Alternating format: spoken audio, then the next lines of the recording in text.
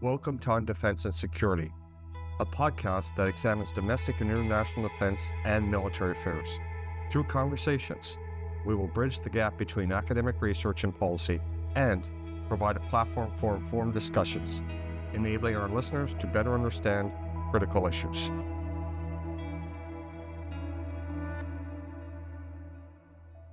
Welcome to CIDP's On Defense and Security podcast. My name's Kim Nossal. I'm a professor emeritus in the center and a former CIDP director. And today, it's my pleasure to welcome George Takach. George has degrees from the University of Toronto, the Norman Paterson School of International Affairs at Carleton. He's been a lawyer at McCarthy Tétrault in Toronto, has written books on technology law, and has taught as an adjunct at Osgoode Hall in Toronto. George has a new book, and that's what we're going to be talking about today. It's called Cold War 2.0, Artificial Intelligence in the Battle Between Russia, China, and America. It's available from simonschuster.ca or your local independent bookstore, or from Amazon and Indigo. George, welcome. Great to have you here. Kim, it's George, an absolute delight to be here. Fantastic. Let's begin with the central theme of this book, the idea that we're in a second Cold War, with the United States and the countries of the West on the one hand in a struggle with the People's Republic of China and the Russian Federation on the other. Now, that there's a deep conflict between these countries is clear. Both China under Xi Jinping and Russia under President Vladimir Putin want clearly to undermine the global order that the United States and the West constructed back in 1945 and have maintained more or less since then. Now, it's clear that the era that we call the post-Cold War era is now at an end. When precisely it began to come to an end, we can talk about. But there's no doubt that on February the 22nd, 2022, when the Russian Federation launched its massive invasion of Ukraine, that's really when we can say that the post-Cold War era is definitely at an end. Now, the idea that what we're in now is Cold War 2.0 has become fairly popular. And so let me ask you to begin with, why do you think this struggle looks like the Cold War struggle that occurred from 1945 to the end of the Soviet Union in 1991? Why did you think of this particular way of conceptualizing the era that we're in now? Well, Kim, the defining conflict in what I call Cold War I, because I've had to rename it from Cold War to Cold War I to make way for Cold War II. The defining struggle was between the democracies led by the United States. Canada, of course, was part of the alliance of democracies and the other NATO countries in particular. You know, they were set against largely the Soviet Union, which was a communist system at the time, but not a democracy. Now, China was an important player, but was clearly number two. That has flipped, by the way, in the current Cold War. China is the leading protagonist on the side of the autocracies. And so, to me, the parallels are several. So, one, it's, again, the frame of autocracies against democracies. And ironically, it's actually the same key players. And, you know, just on a little point that you made a moment ago, I absolutely agree with you that February 2022, it is a huge milestone in Cold War 2.0, the full-scale invasion of Ukraine. But in the book, I actually go back to 2014 which was the first time that Putin took a run at Ukraine and annexed Crimea. And you'll recall it was around that time, the 2016 timeframe, where China becomes very aggressive in the South China Sea, begins militarizing islands. And that's also the time, just coincidentally, where China really picks up its gray zone activities and its cognitive warfare activities against Taiwan.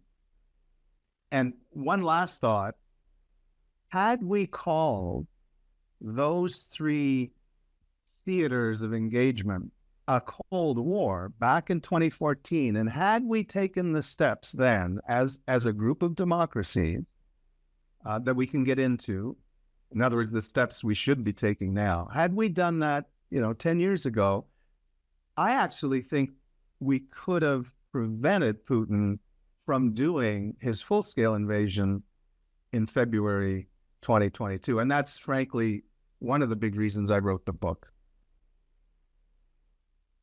Well, it's interesting that you mention 2014 because, in effect, Vladimir Putin, from almost the moment that he rose to power in 2000, the trajectory of Russian foreign policy under his leadership has been to drift very far away from the West. I mean, as you note in the book, there was a view in the West after the end of the Cold War in 1991 that the Russian Federation, the main successor to the Soviet Union, would become much more like the West, that it would westernize, that it would be integrated into the Western economy, the Western-dominated global economy.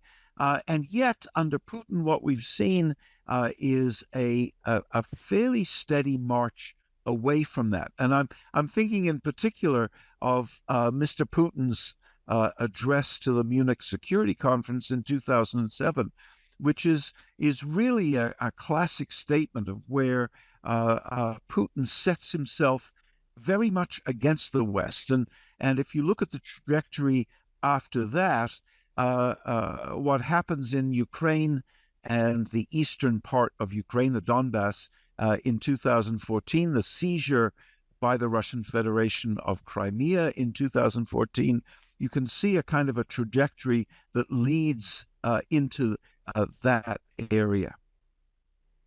Well, it's very interesting, Kim, that you should go back even before 2014. I'm with you on that, including from another perspective. In the book, I talk about Putin being elected in 2000, but literally the day after he's elected, he shuts down one of the major media outlets in Russia because they lampooned him during the election campaign. And his slide towards autocracy, or back to autocracy, because we have to remember he was a KGB agent in the then Soviet-controlled Eastern Bloc, East Europe, before, 20 years before. And I make this point very, very often in the book that there's a strong correlation between Putin and Xi Jinping being autocrats and their foreign policy being very problematic to the democracies. And the simple reason actually is if domestically you're an autocratic government and you have a single leader, in effect, you have enablers, but for all intents and purposes, one man, and it's usually a man, is running the show, and you don't subscribe to the rule of law domestically with independent judges, then it just stands to reason that internationally you're not going to subscribe to the sibling of the domestic rule of law, which is, as you called it so correctly, a rules-based international order. And this goes back to your initial question, why the parallel between the two Cold Wars. This is a critical point. you know, it's autocracies that have dragged us into the Cold War, and they're back. Now, there are some differences, and maybe we'll get into these in a moment. But for instance, there was never a significant economic integration between the autocracies and the democracies in the first Cold War. And that's still the case with Russia, particularly after the very aggressive sanctions in 2022. But China presents a fascinating, divergence from Cold War I in that it is obviously a huge trading partner of the United States, of the EU, of Canada, frankly, of just about everybody in the world, and how that factor plays into Cold War 2.0 becomes then, a very, very interesting new data point. Exactly, and it seems to me that one of the questions that can be raised about the use of the term Cold War 2.0 is precisely that deep integration between China and the Western economies, in particular the United States, because it's out of the integration and the dependence, interdependence between China and the United States that we get the most problematic aspect of calling this a war, and that is that it escalates that level of conflict quite dramatically. I'm thinking in particular, if in fact the United States continues to declare sort of an economic war against particular Chinese firms and particular areas of the economy, does this not get into a very different element of warfare that we just didn't see in the first Cold War between 45 and 91? Well, you raise a cluster of really fascinating questions, and so let me come at it this way. So we've talked about why I think it's a Cold War and why it's Cold War II, but why Cold War 2.0, which of course designates a technological dimension to the conflict that didn't exist previously. And what I do in the book is I specifically drill down into 4 key technologies: artificial intelligence, semiconductor chips, and the equipment that makes semiconductor chips, and that's very, very important. Quantum computing, and quantum computing is important because, and I'm going to leap ahead here, but if, to your point about the economic war that the U.S. is starting to wage, if the West, if the democracies are successful in cutting off AI and especially semiconductor chips to China, their best hope might actually be quantum computing. In other words, to leapfrog the existing architecture of semiconductor chip technology and integrated circuits and move to the very different and new type of computer regime. And the 4th technology is biotechnology.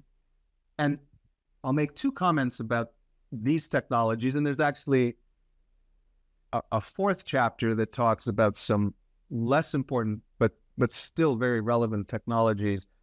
The first point to make about all these technologies is that, thankfully, and this is the good news part of the book, the Cold War part is the bad news part of the book. The good news part of the book is that the democracies, by their very structure and design and nature, do innovation better, and in some cases much better, than the autocracies. And I go into it in great detail in the book, including some examples from Cold War I, because this is another parallel, interestingly, but also some recent examples involving China, where frankly, they just aren't holding a candle to the technological developments in the West.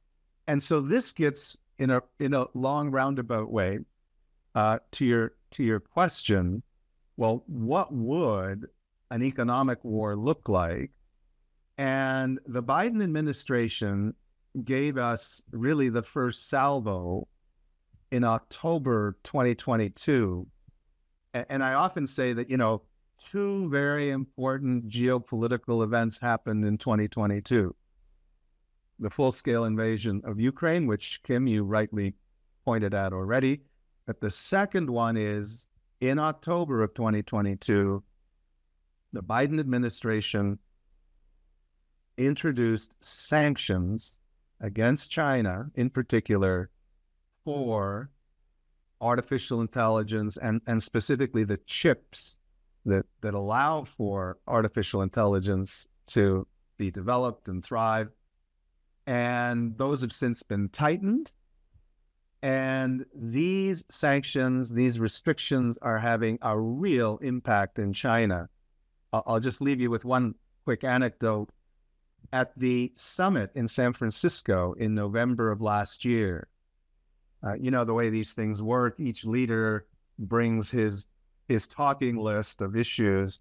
And on the top of Xi Jinping's list was Taiwan, and I'm sure we'll talk about that later. But number two was these technology sanctions, especially on advanced semiconductor chips. So these sanctions are biting, they're hurting.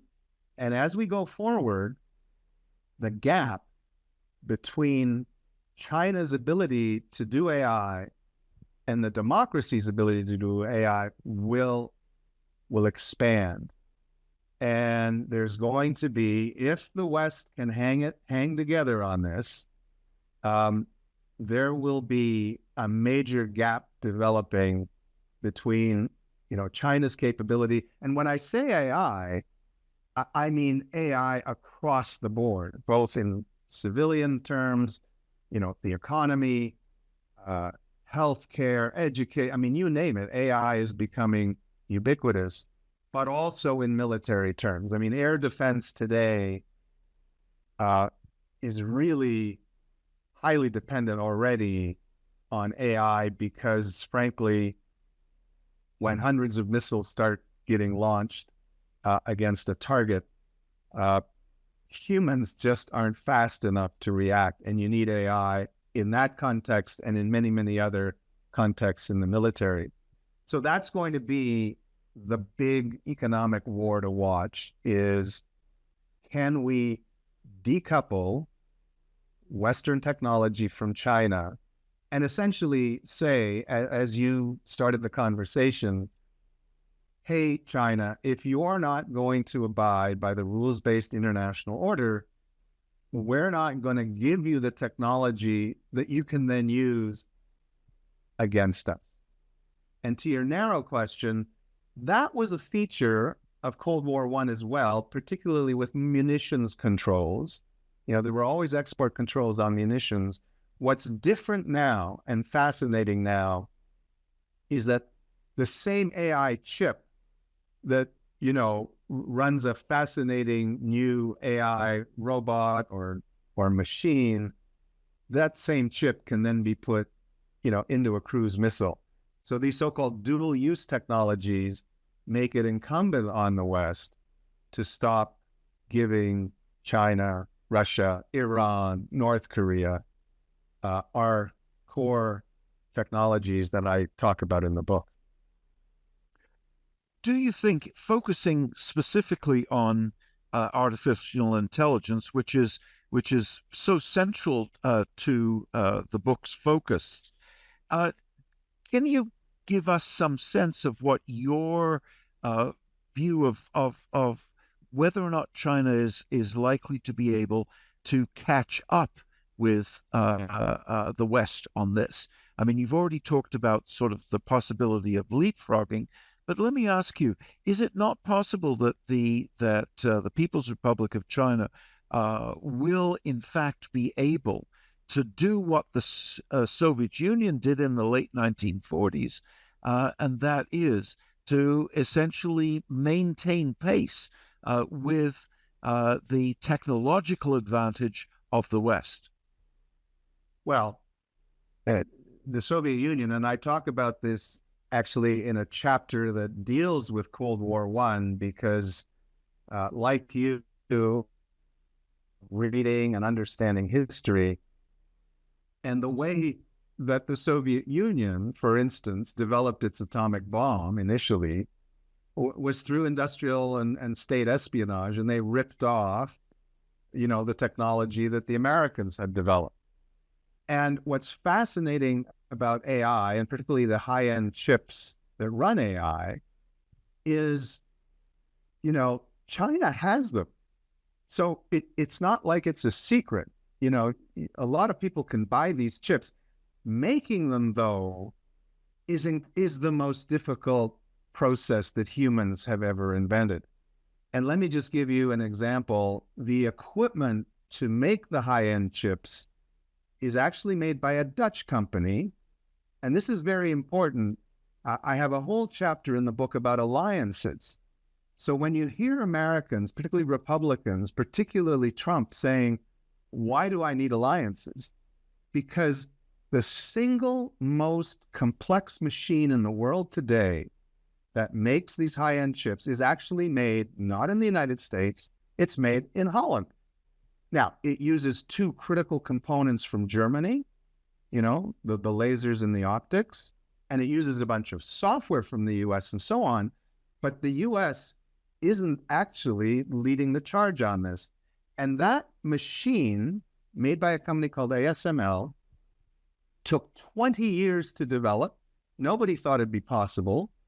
And the story of its development is fascinating because it used, as I say, German partners, American partners, Japanese partners for sure. And then it was put together into a factory in Taiwan, which again is a huge part of the story. And to your narrow question, the Chinese have tried to replicate what ASML has in its machinery, and they've been unable to do it. It's an extremely difficult exercise, which is why, frankly, I'm quite nervous that Xi Jinping might take a run at Taiwan, not just because it wants to, complete the absorption of the wayward island into China, but because a lot of the secret sauce for these chips is actually, in addition to being an ASML in Holland, it's also a TSMC in Taiwan.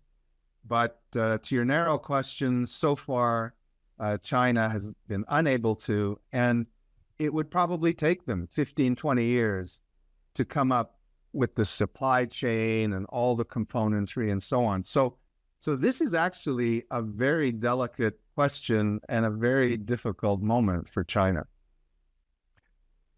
Let me ask you about the United States, and in particular, the future of American politics, because it seems to me that your book essentially assumes that the way forward is for a united West to take its technological advantage that the West enjoys right now and extend it into the future. And the book looks at a number of different ways that this could be done. But let me ask you in particular about American politics. And you've already mentioned the Republican Party. But now let me ask you about Donald Trump and the Republican Party. Because if in fact Trump is elected in November, will it not have huge implications for your general line of argument about Cold War 2.0? So I have a chapter in the book called Strengthening Democracies. So to be clear, the fact that the West, or the democracies, as I tend to call them in the book, the fact that the democracies are ahead in the technological race doesn't mean we can just sit back and say, oh, everything's going to be fine. Not at all. I make a number of recommendations on the military side, a number of recommendations on the political side. And on the political side, my primary recommendation is that we have to beware of the autocrats among us. And Donald Trump is the prime candidate that I'm thinking about, because I agree with you 100%. I actually end the book on the ominous note that the most critical national security risk confronting the United States, and therefore Canada and Europe as well, is actually not China, it's not Russia, it's the prospect of a return to the Oval Office of Donald Trump. What he has said recently about NATO is beyond the pale. What he has said recently about becoming an autocrat is beyond the pale. If you see what he did last week to the Republican Party's infrastructure, it basically, his daughter-in-law is now the co-chair. 2 days ago, they fired everybody. I mean, I don't want to get, too the sky is falling about this. But if you look at what Hitler did when he transformed Weimar Germany in the 1930s, Trump is following a playbook. Now, the United States in 2024 and 2025 is not Weimar Germany, just to be clear. And, I retired from practicing law a couple of years ago in order to write this book. And my esteem for lawyers and the rule of law in the United States has grown immensely. So don't count out the rule of law in the U.S. and don't count out even the Supreme Court. The recent federal appeals court decision that denied Trump's argument that he has absolute immunity for everything that he does while president, that was a unanimous 3-0 decision against him. And one of those judges was a Republican appointee. So, touch wood, hopefully the legal system will kick in. But I got to tell you, Kim, I am so disappointed at the Republican Party and the senior people in that Republican Party who kowtow to this would-be, wannabe autocrat. And again, if you read your history about the rise of Adolf Hitler, a whole series of enablers said, oh, he'll be very useful to us. We can use him. He'll do things for us. And then, we'll put him in our pocket and make sure he doesn't, cause too much trouble. And these enablers, and I'll name them, the Lindsey Grahams, the Ted Cruzes, the Marco Rubios, their first instincts were very correct. Trump is simply not suitable for any office, let alone the highest office in the land. And so I would agree with you. That is my primary concern. And that was why I wanted the book out now. It's just come out because I'm hoping that with the U.S. publisher in particular, we'll be able to, contribute, however modestly, to the discussion around this during the next number of months, and try to convince as many independents and middle-of-the-road people that Donald Trump has to be stopped. Indeed, but it's interesting because the Republican Party has been fundamentally transformed in the last 8 years or so by those very enablers.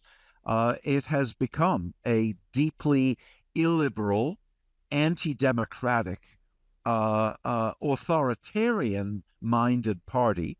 And one of the concerns, I suppose, about Cold War 2.0 is that when the conflict between the three great powers is in fact not so much a conflict between two of them. In other words, if in fact Donald Trump comes in and as it's expected to abandon Ukraine, to abandon NATO, to basically leave the Russian Federation and Vladimir Putin to be dominant in the European space, then what happens to the Cold War at that point? Well, I think your scenario is bang on. I don't think it's out there at all. And again, Trump has told us he will end the Ukraine war in a day, and he has a bromance going on with Vladimir Putin that is startling. But I got to tell you, Kim, I'm also worried about Taiwan. I can see Donald Trump turning 360 degrees with Xi Jinping and doing another deal to the effect of, hey, China, you can take Taiwan. We need access to those semiconductor chips. We're deal makers. Let's just make a deal. So I think, a scenario where the three autocrats divide up the world, and Putin gets to take Eastern Europe and frankly anything else that he can grab. China gets Taiwan and Southeast Asia. Now it'll be interesting. I think China and Russia will clash over Central Asia, all the stands that are there, but leave that aside. And America retreats to, the Monroe Doctrine, Western Hemisphere, leaves Japan. And I think in addition to that awful and dark scenario, Japan will rush to acquire nuclear weapons. South Korea will rush to acquire nuclear weapons. Australia likewise. I mean, it will be a very dark day indeed.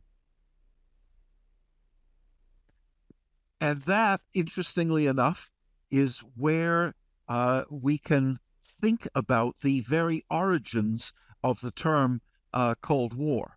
The term came from George Orwell, actually, and right. He postured the possibility of what he called a permanent Cold War between the great powers in October of 1945, and his rather bleak vision, which he subsequently put into his novel 1984, is one that looks tremendously like the possibility that you just sketched out here, where essentially you have the three major powers unable to forge a permanent peace between and among them, but at the same time not able to fight a really hot war, and stuck, therefore, in very much a Cold War.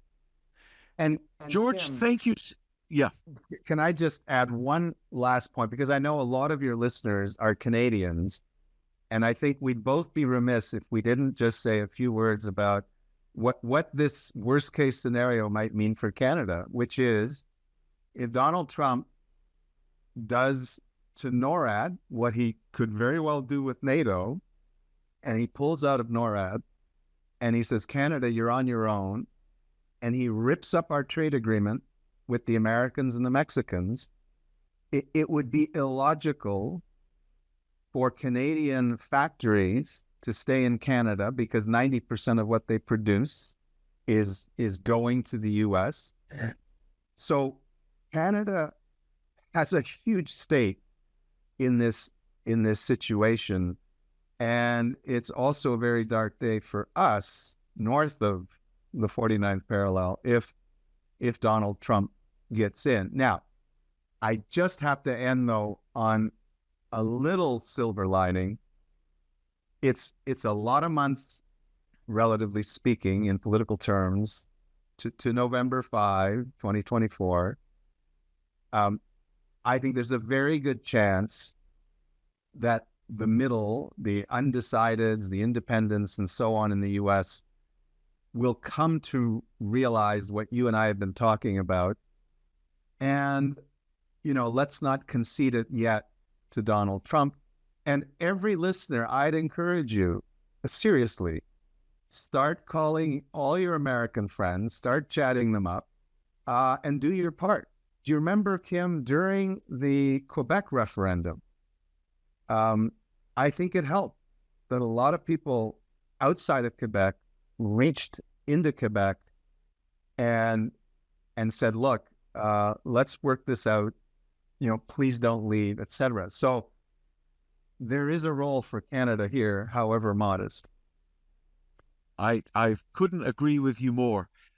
It's important also to remember however, that even if Americans do the right thing in November, there still is going to be left behind in the United States an element here of isolationism, because it's always important to look at the crowds and to listen to Americans, because huge numbers of Americans, tens of millions of Americans, are quite happy with the isolationist vision peddled by Donald Trump.